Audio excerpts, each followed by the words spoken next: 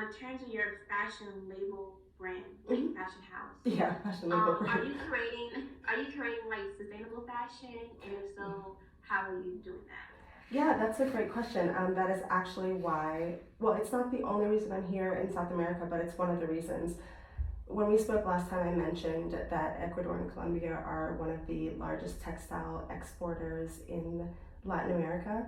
And I was also telling you a little bit about how oftentimes the clothes we wear, we may have bought them in the US, or it may have even been made in the US, but the actual fabric, the material, the dye, all the different parts that go into it may not be from the US. And so even myself, I don't know if you had a chance to go to the website or to any of the social media yet, but there's a little mini preview of the collection that we're doing for RBD Music Group.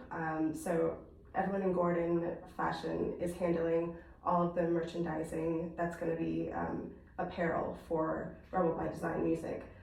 So there's that collaboration going on. So I put a little mini preview of our first initial designs that we were starting to think about with some of the local partners that we have in New York from Fashion Week. One of them is Ugly Luxury Brand. Another one is Man Woman. One of their main participants. It's basically like a fashion trade show that usually kicks off Fashion Week, and it happens in New York and Paris.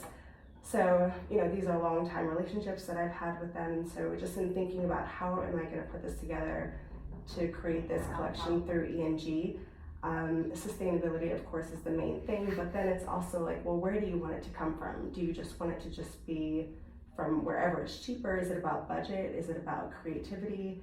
What's the thought behind it? So do I want it to be sustainable? Yes, but that's not the only thing that goes into making something sustainable. I'm really into promoting women. I think that is probably one of my number one things. And ironically, one of the manufacturers I spoke to is an all-male organization that's in the fashion district in New York. And I was talking to one of the people who's helping me with the creative direction of ENG, and she and I were just laughing, like, wouldn't it be so funny if ENG is basically all female. Everyone on the website that is participating now or is working with the team now, it's all women. So wouldn't it be so funny if women were leading men in terms of how to put out this collection? So I thought that was pretty funny. But even then, like, where are they getting the material from? And when we were speaking to them, as well as some other people in the fashion district, about where they're getting the material from to actually build out the designs that I've already given to them, that you see the preview of on our social media and the website, they weren't exactly sure. They didn't have 100% sure answer about where everything was coming from. Where is it dyed? Where is the material? All of these questions, and sometimes that doesn't matter, but to me it does matter. And so knowing what I know about South America, it's also a huge music capital in the world.